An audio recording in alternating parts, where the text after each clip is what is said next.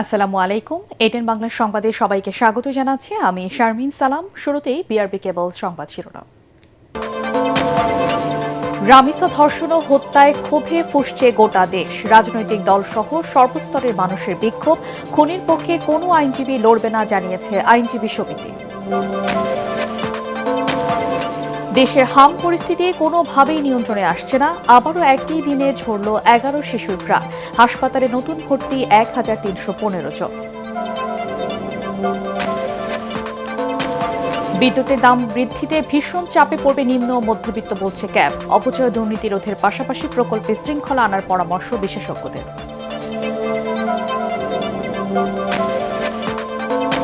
কাল ময়মনসিংহে ত্রিশাল যাচ্ছেন প্রধানমন্ত্রী। উদ্বোধন করবেন জাতীয় কবি কাজী নজরুলের 127তম জন্মজয়ন্তী উৎসব।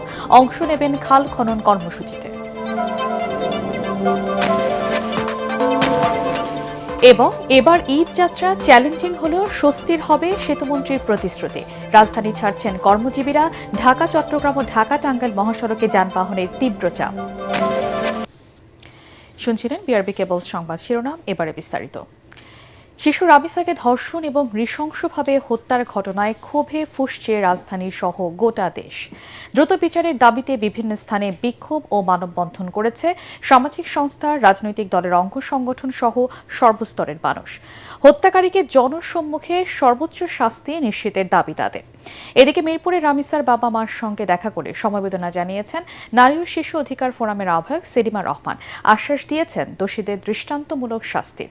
ওদিকে শিশুটির ধর্ষক ও খুনির পক্ষে কোনো আইনজীবী লড়বে না বলে জানিয়েছে ঢাকা আইনজীবী সমিতি। আরও জানাচ্ছেন মুশফিকুর রহমান।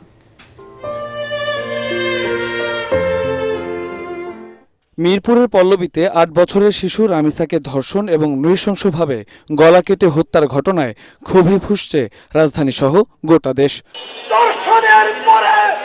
জুমার নামাজের পর জাতীয় মসজিদ বাইতুল মুকাররম থেকে রামিসা হত্যার বিচারের দাবিতে বিক্ষোভ করে সাধারণ মুসল্লিরা। আমরা জন্মের পরে কখনো দেখিনি যে দেশে কখনো ধর্ষণ থেমেছে।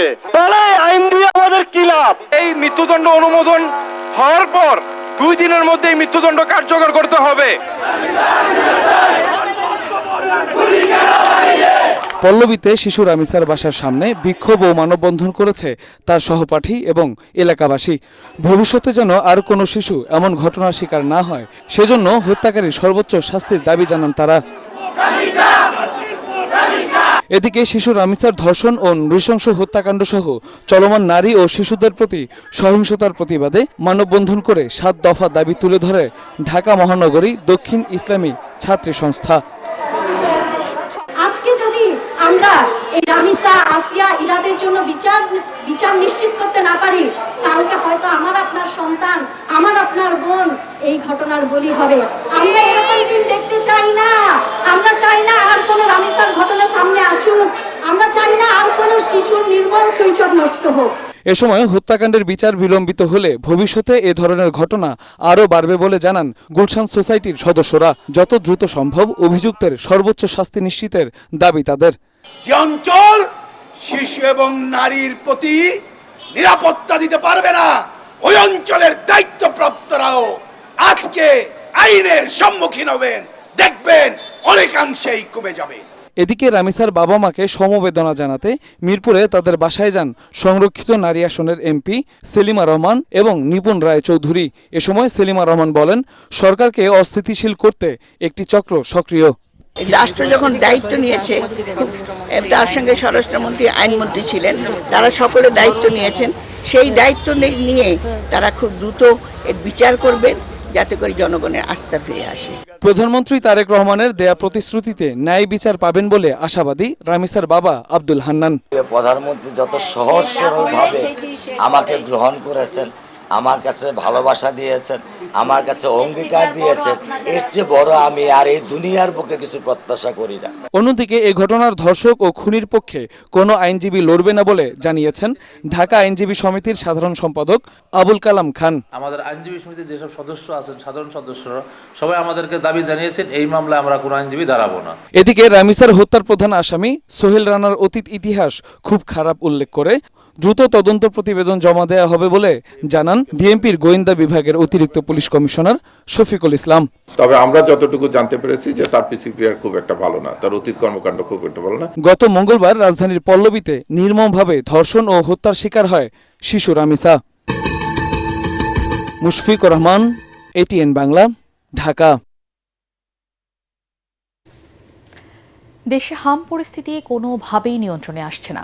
স্বাস্থ্য অধিদপ্তরের সর্বশেষ তথ্য বলছে 24 ঘন্টায় হাম ও উপসর্গে আরও 11 শিশু মারা গেছে। একই সময় নতুন করে হাসপাতালে ভর্তি হয়েছেন 1315 জন। এর মধ্যে সিলেটে একদিনই মারা গেছে 5 শিশু, যা বিভাগটিতে একদিনের সর্বোচ্চ মৃত্যু। বিস্তারিত জানাচ্ছেন জাহিদুল আলম। দেশে বাড়ছে হামের সংক্রমণ, বাড়ছে মৃত্যু। স্বাস্থ্য অধিদপ্তর জানায় গত 24 ঘন্টায় হাম ও উপসর্গে মারা গেছে আরও 11 শিশু। এর মধ্যে 2 শিশুর শরীরে হাম শনাক্ত হয়েছে আর উপসর্গ নিয়ে মারা গেছে 9 জন। একই সময়ে হাসপাতালে নতুন করে ভর্তি হয়েছেন 1315 জন। সিলেটে পরিস্থিতি আরও উদ্বেগজনক। শুক্রবার সকাল পর্যন্ত শেষ 24 ঘন্টায় একদিনেই মারা গেছেন 5 শিশু, যা বিভাগটিতে একদিনের সর্বোচ্চ মৃত্যুর ঘটনা।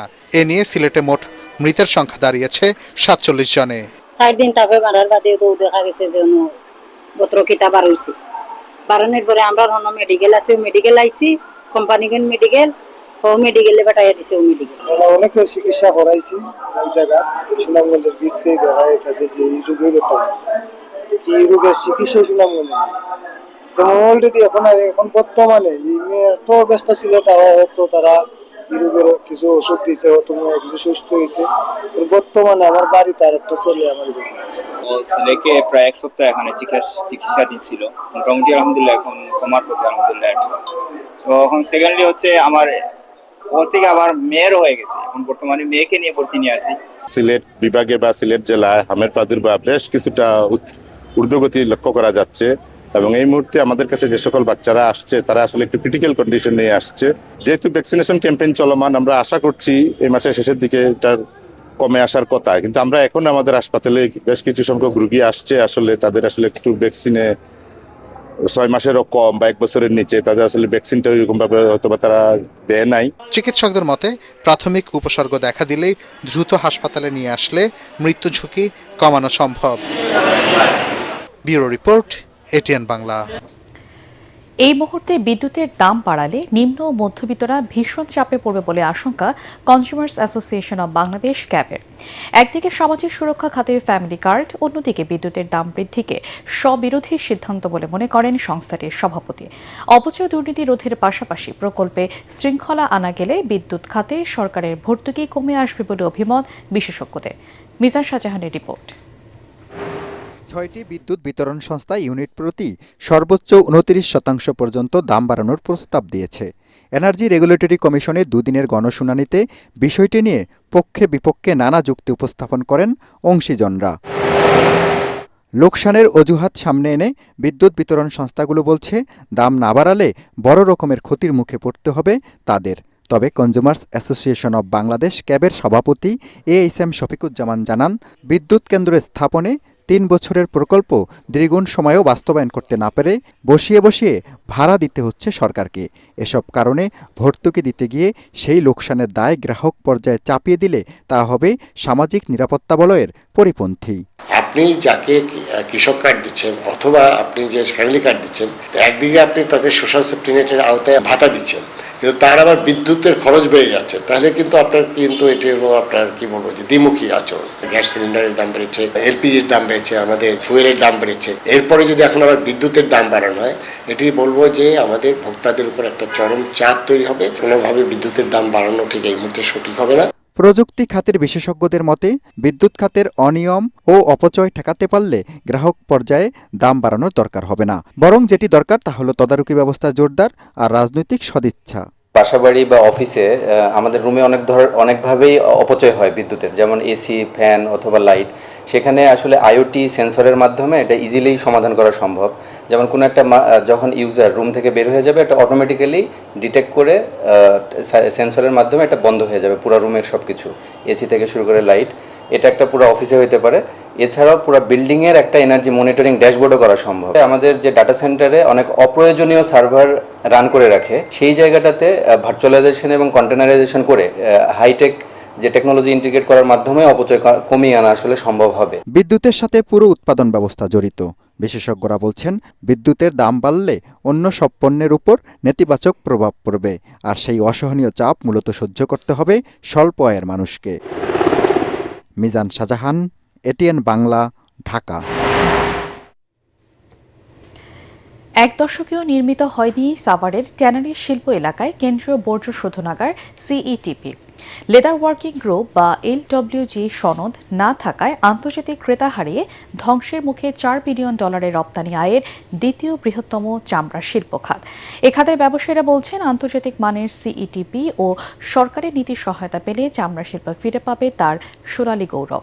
তরিক ইসলামের 2 পর্বের ধারাবাহিক রিপোর্টের আজ দেখুন শেষ পর্ব। পরিবেশ দূষণ রোধ, বিদেশি বিনিয়োগ ও রপ্তানি আয় বাড়াতে 2003 সালে সাভারের হেমতপুরে 200 একর জমির উপর গড়ে তোলা হয় ট্যানারি শিল্প এলাকা। 6 দফা ব্যয় বাড়িয়ে 1015 কোটি টাকায় নির্মিত এই শিল্প নগরীতে 2017 সালে স্থানান্তরিত হয় 200 ট্যানারি। পরিকল্পিত ও পরিবেশ বান্ধব এই শিল্প নগরীতে শুরু থেকেই নানা অনিয়মের অভিযোগ ওঠে। পরিকল্পনার অভাবে এক দশকেও গড়ে ওঠেনি আন্তর্জাতিক মানের কেন্দ্রীয় বর্জ্য শোধনাগার সিইটিপি। আমরা যে বিনিয়োগটা করেছি সেই বিনিয়োগটা আমাদের বিফলে যাচ্ছে একমাত্র কারণ আমাদের কমপ্লায়েন্ট। আমরা কমপ্লায়েন্ট হতে পারিনি বিদায়, যে তরল বর্জ্য এবং কঠিন বর্জ্যের ব্যবস্থাপনা আমরা করতে পারিনি বিদায় কিন্তু আমরা এই সার্টিফিকেশনগুলো পাচ্ছি না। সেই কাঙ্ক্ষিত বায়ার আমরা হারিয়ে ফেলেছি। সম্ভাবনা থাকলেও শুধুমাত্র সনদের অভাবে দেশি বিদেশি ক্রেতা হারানো ও কম দামে চামড়া বিক্রির কথা জানান ব্যবসায়ীরা। আমাদের যেই চামড়ার বিক্রি ছিল $1.50, সেটা এখন বিক্রি করতেছি অল ইন অ্যাভারেজ 50 সেন্ট। এর মধ্যে কিন্তু আমার কেমিক্যালের প্রাইস প্রায় দ্বিগুণেরও বেশি, আমার সব কিছুর প্রাইস এর মধ্যে বেশি। মানদণ্ড অনুসরণ ও সঠিকভাবে চামড়া রপ্তানির মাধ্যমে কর্মসংস্থান সৃষ্টির পাশাপাশি $12 বিলিয়ন বাজার হতে পারে দেশের চামড়া শিল্প খাত। তরিক ইসলাম, এটিএন বাংলা, ঢাকা। জাতীয় কবি কাজী নজরুল ইসলামের 127তম জন্মজয়ন্তী উপলক্ষে শনিবার ময়মনসিংহের ত্রিশালে 3 দিনব্যাপী অনুষ্ঠানের উদ্বোধন করবেন প্রধানমন্ত্রী তারেক রহমান। তার আগমন ঘিরে ত্রিশাল সেজেছে নতুন সাজে। নিরাপত্তা ব্যবস্থা জোরদার সহ নেওয়া হয়েছে ব্যাপক প্রস্তুতি। এছাড়া 23, 24 ও 25শে মে কবির স্মৃতি বিজড়িত কুমিল্লা ও দৌলতপুরে অনুষ্ঠানমালা আয়োজন করা হয়েছে। প্রতিনিধিদের তথ্য ও ছবি নিয়ে আশিকুর রহমানের রিপোর্ট। প্রধানমন্ত্রীর আগমন উপলক্ষে ময়মনসিংহের ত্রিশালে এখন সাজরব। জাতীয় কবি কাজী নজরুল ইসলামের 127তম জন্মজয়ন্তী উপলক্ষে কবির স্মৃতি বিজড়িত ত্রিশালের দরিরামপুর নজরুল একাডেমি মাঠে আগামী 23 মে থেকে 3 দিনব্যাপী অনুষ্ঠানের উদ্বোধন করবেন প্রধানমন্ত্রী তারেক রহমান। তার আগমন উপলক্ষে চলছে ব্যাপক প্রস্তুতি। জাতীয়ভাবে ও প্রধানমন্ত্রীর উপস্থিতিতে এবার ত্রিশালে নজরুল জন্মজয়ন্তী পালিত হওয়ায় ত্রিশালবাসী উচ্ছ্বসিত। ত্রিশাল এবং ময়মনসিংহ বিভাগে উৎসবের রব সৃষ্টি হয়েছে।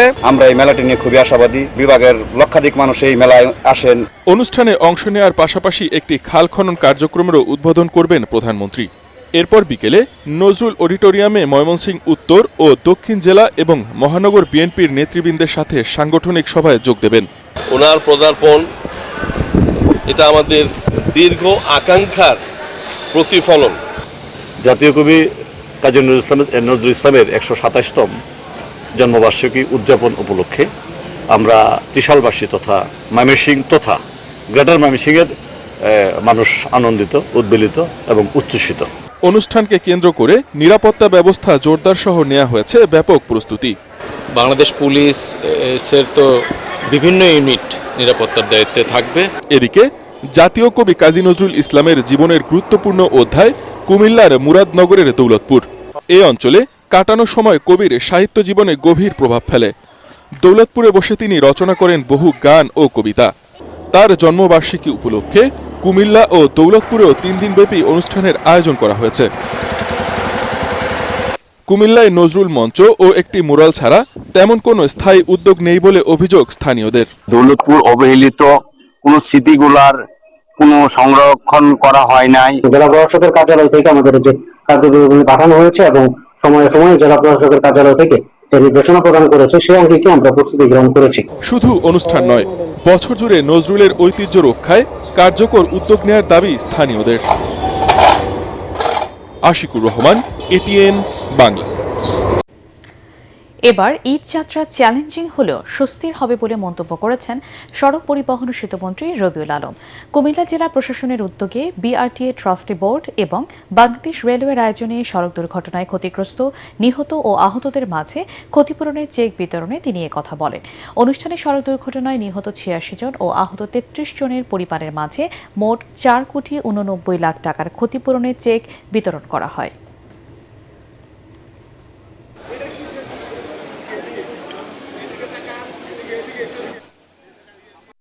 প্রায় 2.5 কোটি মানুষ এবং কুরবানিযোগ্য পশুকে মাত্র 3-4 দিনের মধ্যে পরিবহন করার একটা বড় চ্যালেঞ্জ। আমাদের যে অবকাঠামো, আমাদের যে আপনার ধরেন বাস, ট্রাক, যানবাহন যা আছে, এটা বড় চ্যালেঞ্জ হয়ে যায়। 3 দিনের মধ্যে এটাকে একেবারে ম্যানেজ করে নির্বিঘ্নে যাতায়াতটা আরামদায়ক করা, স্বস্তিতে করা একটা চ্যালেঞ্জ। তো সেই চ্যালেঞ্জ যেগুলি আছে সেগুলি আমরা সমাধান করার চেষ্টা করছি। ঈদুল আজহাকে সামনে রেখে রাজধানী ছাড়তে শুরু করেছেন কর্মজীবীরা। যাত্রাপথের ভোগান্তি এড়াতে অনেকে আগেভাগে স্ত্রী সন্তানদের পাঠিয়ে দিচ্ছে বাড়ি। ঘরমুখো মানুষের চাপ বেড়েছে ট্রেন স্টেশন ও বাস টার্মিনালে। এদিকে অতিরিক্ত যানবাহনের চাপে সড়ক মহাসড়কে দেখা দিয়েছে যানজট। সাজ্জাদ জাহানের রিপোর্ট। ঈদুল আজহা উদযাপন করতে বাড়ির পথে রাজধানীবাসী। সাপ্তাহিক ছুটির দিন হওয়ায় ট্রেনে যাত্রীদের বেশ চাপ দেখা যায়। ট্রেনের বিশেষ সার্ভিস শনিবার থেকে শুরু হলেও যাত্রাপথের ভোগান্তি এড়াতে আগেভাগেই বাড়ি ফিরছেন অনেকেই। রাজধানীর কমলাপুর ট্রেন স্টেশনে গিয়ে দেখা যায় অনেকেই স্ত্রী সন্তানদের আগেভাগেই পাঠিয়ে দিচ্ছেন বাড়িতে। এই টাইমটাই আসলে দালালের পরিমাণটা বেড়ে যাচ্ছে। ঈদ উপলক্ষে আমরা তাদের সাথে একটা বিশেষ সম্মেলনের ব্যবস্থা হয়, প্লাস পাশাপাশি আরো বেশি কাছে যাওয়া হয়। প্রায় 4 থেকে 5 মাস পরে যাচ্ছি, তো অনেকদিন পর মা বাবাকে দেখব। আমাদের সর্বোচ্চ চেষ্টা করব যে যাতে যাত্রী আমরা যাদেরকে টিকিট দিয়েছি তারা যাতে স্বাচ্ছন্দ্যে ভ্রমণ করে নিরাপদে বাড়ি যেতে পারে সেই ব্যবস্থা আমরা করব। এবং শিডিউল বিপর যেটা বলছেন আপনি দেখেন, আজকে কিন্তু 12টা ট্রেন ইতিমধ্যেই কমলাপুর রেল স্টেশন ছেড়ে গেছে এবং সবগুলো ট্রেনই কিন্তু সঠিক সময় ছেড়ে গেছে। এদিকে মানুষের ঈদযাত্রা নির্বিঘ্ন করতে রাজধানীর কলাবাগান এলাকায় বাস কাউন্টারগুলো পরিদর্শনে আসে র্যাবের একটি টিম। র্যাব 2-এর উপ অধিনায়ক নিয়াজ রহমান বলেন, যাত্রী ভোগান্তি দূর করতে অভিযান চলমান থাকবে। যাতে কোনো বিড়ম্বনার শিকার না হতে হয় সেজন্য বরাবরের মতো আমরা র্যাব 2 এবারও 24/7 আমরা মাঠে আছি। তবে অতিরিক্ত যানবাহনের চাপে ঢাকার বাইরে সড়ক মহাসড়কে দেখা দিয়েছে যানজট। ঢাকা টাঙ্গাইল যমুনা সেতু মহাসড়কের 7 কিলোমিটার এলাকায় গাড়ির ধীরগতি সৃষ্টি হয়েছে। রাস্তা তো খুব যানজট, দেখলাম আজকে আসতেছে সব যানজট, এটা দেখতেছে। 14 ঘন্টা লাগছে ঢাকা নোয়াখালী, ঢাকা 14 ঘন্টা লাগছে। দাউদকান্দি ওইখান থেকে সেতুরা গোমতী সেতুর আগ থেকে জ্যাম। যাত্রীবাহী যানবাহন ও পশুবাহী ট্রাকের কারণে ঢাকা চট্টগ্রাম মহাসড়কের কুমিল্লা অংশের 105 কিলোমিটার এলাকা জুড়ে সৃষ্টি হয়েছে গাড়ির তীব্র চাপ। বিভিন্ন স্থানে খণ্ড খণ্ড যানজটেরও সৃষ্টি হয়েছে। সাজ্জাদ জাহান, এটিএন বাংলা, ঢাকা। দুদিন বাদে শুরু হচ্ছে পবিত্র হজের আনুষ্ঠানিকতা। ইতোমধ্যেই বাংলাদেশের হাজিরা মক্কায় পৌঁছেছেন।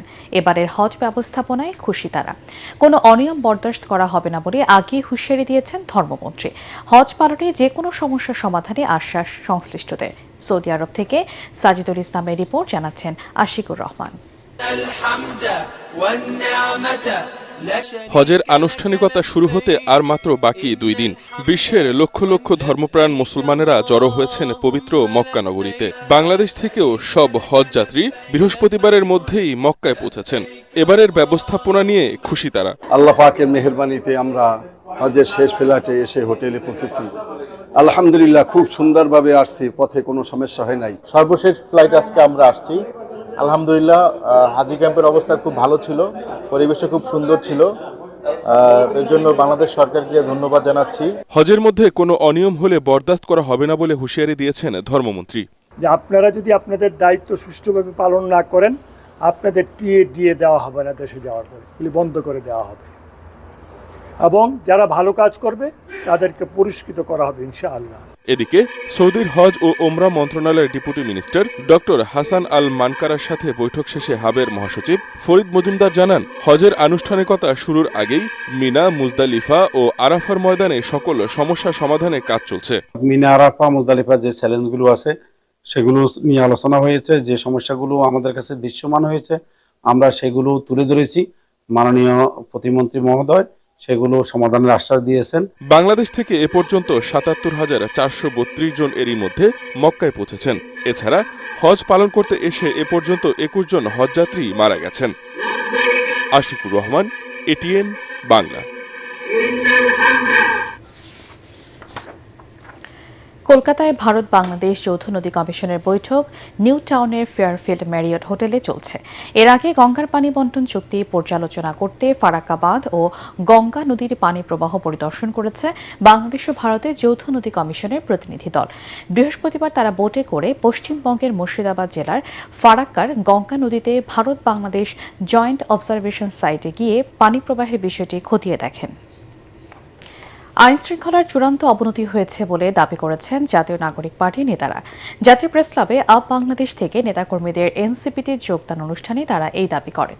এনসিপি উত্তরাঞ্চলের মুখ্য সংগঠক সার্জিস আলম বলেন, বিএনপি পদে পদে তাদের ৩১ দফা ও জুলাই সনদের সঙ্গে প্রতারণা করছে। এ সময় সুপ্রিম কোর্টের পৃথক সচিবালয় বাতিলের সমালোচনাও করেন তিনি।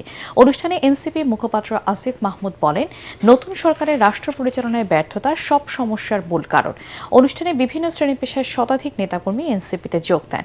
পরে ঝিনাইদহে জাতীয় নাগরিক পার্টির মুখ্য সংগঠন নাসিরুদ্দিন পাটোয়ারির ওপর ডিম নিক্ষেপ ও হামলার প্রতিবাদে প্রেস ক্লাব থেকে পল্টন মোড় পর্যন্ত বিক্ষোভ মিছিল করেন দলের নেতাকর্মীরা।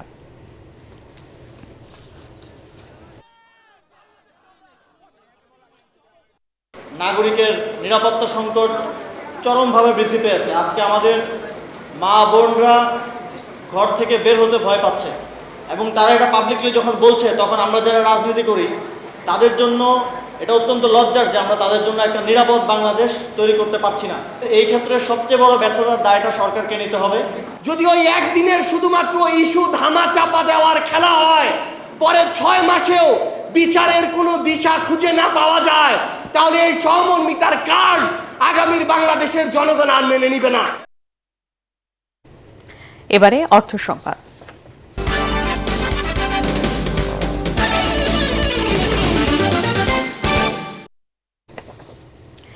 রাজধানীর বাজারগুলোতে সবজি, ডিম, গরুর মাংস, মুরগির দাম কিছুটা কমেছে। এদিকে ঈদুল আজহার আগে মশলার দাম স্থিতিশীল থাকলেও বেড়েছে পেঁয়াজের দাম। সপ্তাহের ব্যবধানে কেজি প্রতি 10 থেকে 15 টাকা বেশি নেওয়া হচ্ছে। রাজধানীর বিভিন্ন বাজার ঘুরে বিস্তারিত জানাচ্ছেন তৌহিদুর রহমান তুহি।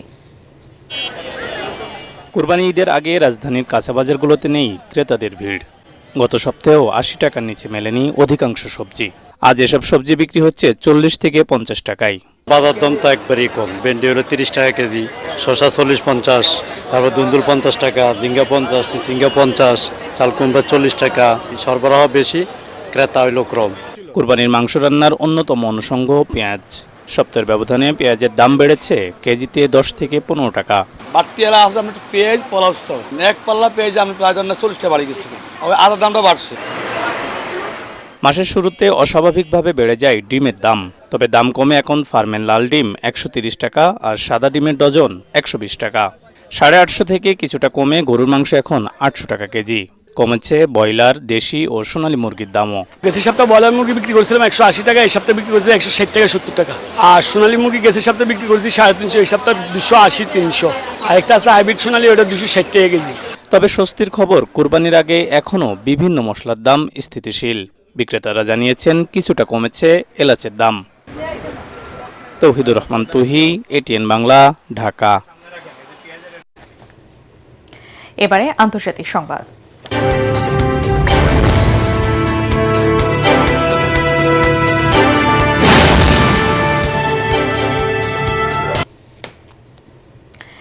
আপাতত তাইওয়ানের কাছে $1,400 কোটি অস্ত্র বিক্রি বন্ধ রেখেছে যুক্তরাষ্ট্র। স্থানীয় সময় বৃহস্পতিবার সিনেটে এক শুনানিতে একথা জানান যুক্তরাষ্ট্রের নৌ দপ্তরের ভারপ্রাপ্ত প্রধান হাং কাও। ইরানের সঙ্গে চলমান যুদ্ধের জন্য গোলাবারুদের মজুত ধরে রাখতে এই সিদ্ধান্ত নেওয়া হয়েছে। গত সপ্তাহে মার্কিন প্রেসিডেন্ট ডোনাল্ড ট্রাম্প ও চীনের প্রেসিডেন্ট শি জিনপিং এর মধ্যে বেইজিংয়ে অনুষ্ঠিত বৈঠকে তাইওয়ানে অস্ত্র বিক্রির বিষয়টি বেশ গুরুত্ব পেয়েছিল। হাং কাও আরও জানান, মার্কিন প্রতিরক্ষা মন্ত্রী পিট হেগসেথ এবং পররাষ্ট্রমন্ত্রী মার্কো রুবিও তাইওয়ানের কাছে অস্ত্র বিক্রির বিষয়টি দেখভাল করেন। যুক্তরাষ্ট্রের কংগ্রেস গত জানুয়ারিতে তাইওয়ানের জন্য নতুন অস্ত্র প্যাকেজ অনুমোদন করে, তবে এটি কার্যকর করতে ট্রাম্পের চূড়ান্ত অনুমোদন প্রয়োজন। অনুষ্ঠিত হল television camera journalist association TCAA নির্বাচন। সকাল 10টা থেকে সন্ধ্যা 7টা পর্যন্ত উৎসবমুখর পরিবেশে শান্তিপূর্ণভাবে শেষ হয় ভোট গ্রহণ। নির্বাচন কমিশনার হিসেবে দায়িত্ব পালন করেছেন ATN বাংলার চিফ ক্যামেরা পার্সন শহীদ ইসলাম। সভাপতি পদে লড়াই করছেন ATN বাংলার senior cameraman Mohammad Mohsin. TCAA নির্বাচনে বিভিন্ন পদে 23 জন প্রার্থী লড়াই করছেন।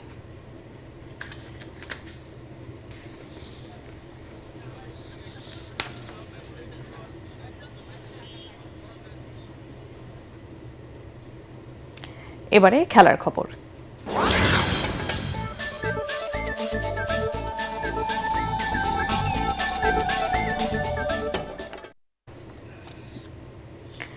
আগামী জুলাইতে বাংলাদেশ সিরিজের জন্য পূর্ণাঙ্গ সূচি ঘোষণা করেছে জিম্বাবুয়ে ক্রিকেট জেডসি।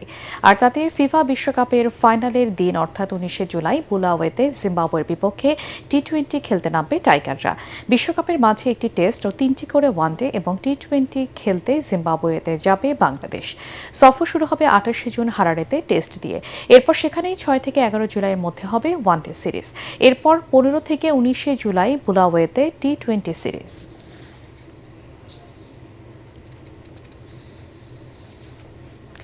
বাংলাদেশ জাতীয় ফুটবল দলের নতুন হেড কোচ হিসেবে নিয়োগ পেয়েছেন যুক্তরাষ্ট্র বংশোদ্ভূত থমাস ডুলি।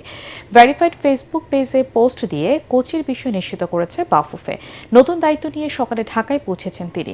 বিশ্ব ফুটবলে দীর্ঘ 43 বছরের অভিজ্ঞতা রয়েছে তার। খেলোয়াড় জীবনে তিনি যুক্তরাষ্ট্রের জাতীয় দলের হয়ে খেলেছেন এবং 1994 সালের বিশ্বকাপে অংশ নিয়েছেন। এছাড়া 1998 সালের বিশ্বকাপে যুক্তরাষ্ট্র দলের অধিনায়কের দায়িত্ব পালন করেন। পরে 2011 থেকে 2014 সাল পর্যন্ত ইয়র্গেন ক্লিন্সম্যানের অধীনে যুক্তরাষ্ট্র জাতীয় দলের সহকারী কোচ হিসেবে কাজ করেছেন।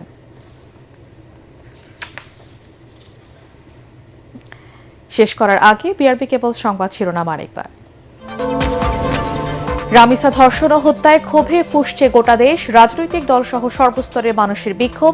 খুনির পক্ষে কোনো আইনজীবী লড়বে না, জানিয়েছে আইনজীবী সমিতি। দেশে হাম পরিস্থিতি কোনোভাবেই নিয়ন্ত্রণে আসছে না। আবারও একদিনেই ছড়ল 11 শিশুর প্রাণ। হাসপাতালে নতুন ভর্তি 1315 জন। বিদ্যুতের দাম বৃদ্ধিতে ভীষণ চাপে পড়বে নিম্ন ও মধ্যবিত্ত, বলছে ক্যাব। অপচয় দুর্নীতি রোধের পাশাপাশি প্রকল্পে শৃঙ্খলা আনার পরামর্শ বিশেষজ্ঞদের। কাল ময়মনসিংহে ত্রিশাল যাচ্ছেন প্রধানমন্ত্রী। উদ্বোধন করবেন জাতীয় কবি কাজী নজরুলের 127তম জন্মজয়ন্তী উৎসব। অংশ নেবেন খাল খনন কর্মসূচিতে। এবং এবার ঈদ যাত্রা চ্যালেঞ্জিং হলেও স্বস্তির হবে, সেতুমন্ত্রীর প্রতিশ্রুতি। রাজধানী ছাড়ছেন কর্মজীবীরা। ঢাকা চট্টগ্রাম ও ঢাকা টাঙ্গাইল মহাসড়কে যানবাহনের তীব্র চাপ। পরবর্তী সংবাদ দেখার আমন্ত্রণ জানিয়ে এখনকার মতো শেষ করছি। ATN বাংলা সংবাদ ইউটিউবে দেখতে ব্রাউজ করুন youtube/ATN Bangla News।